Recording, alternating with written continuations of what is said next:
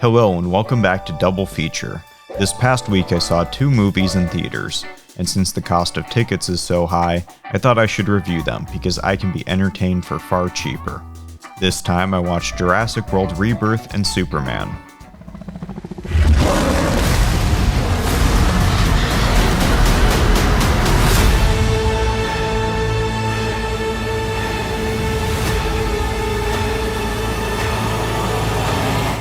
Jurassic World Rebirth is the newest installment in a franchise that should have gone extinct years ago.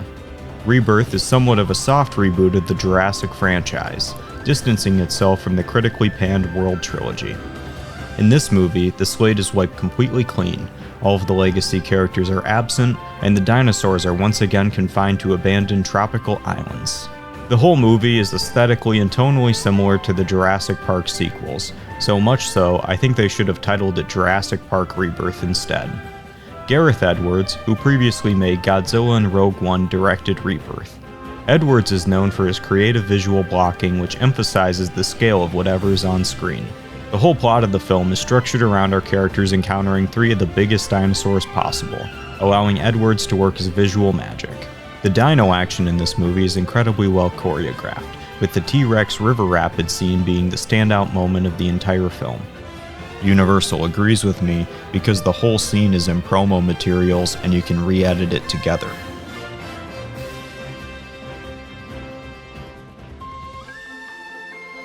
It's a far cry from the almost comical action of its predecessor Dominion. Not a day goes by where I don't think about that scene when all the characters hide behind the same car. Great stuff. Like Dominion though, there really weren't any stakes to the action scenes, and it never really felt like the main characters were in danger. While the dinosaurs were imposing, I always knew they would only eat the characters who were only ready to be future dino chow. My biggest issue with this film is its lack of originality. The Jurassic Park premise is so played out by this point that you can't really do anything new with it. Screenwriter David Koepp, who penned the original Jurassic Park, returned for this one, but it feels like his biggest contribution was just writing a script that returns the world to status quo.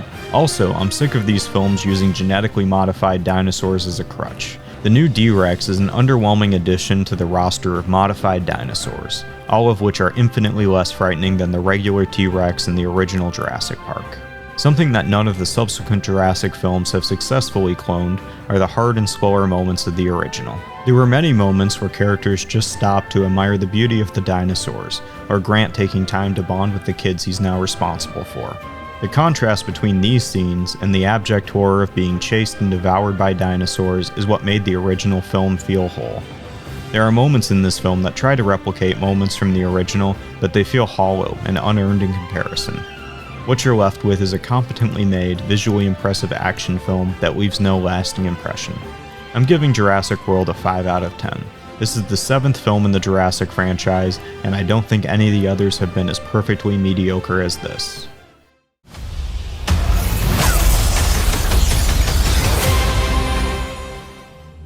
The other intellectual property reboot film I watched was Superman.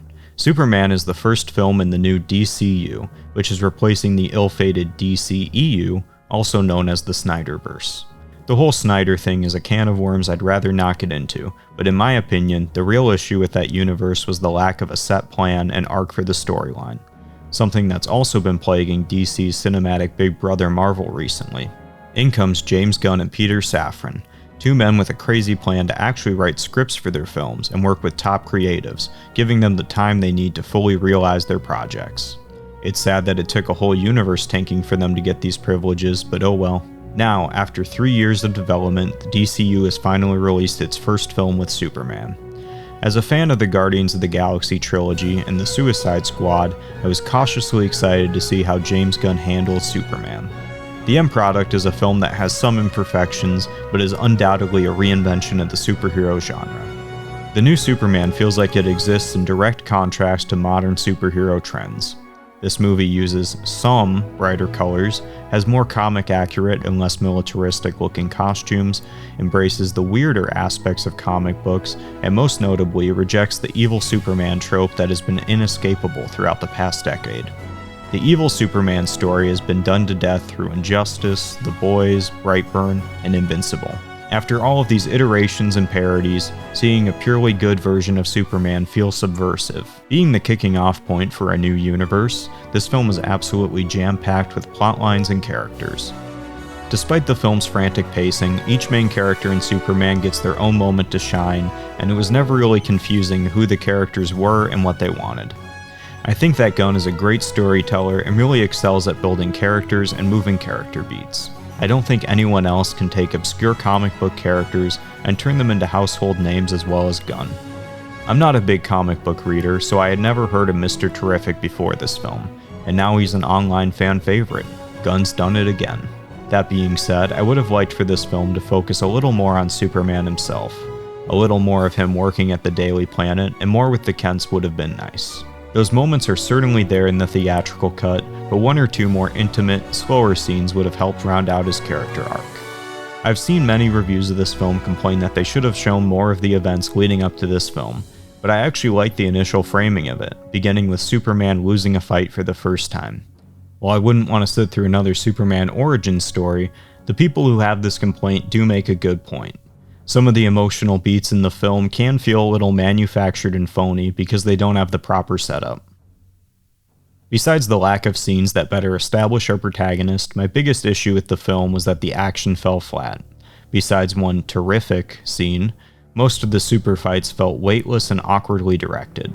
The best moments are when Superman stops to save civilians, but when he and the main villain got into punching matches, it wasn't super interesting to me at least.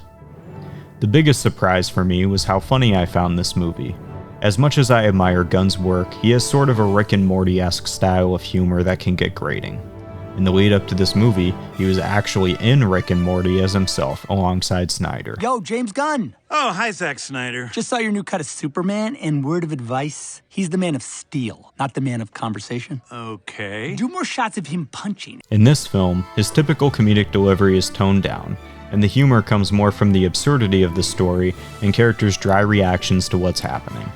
It makes Superman one of the funniest blockbusters in recent memory.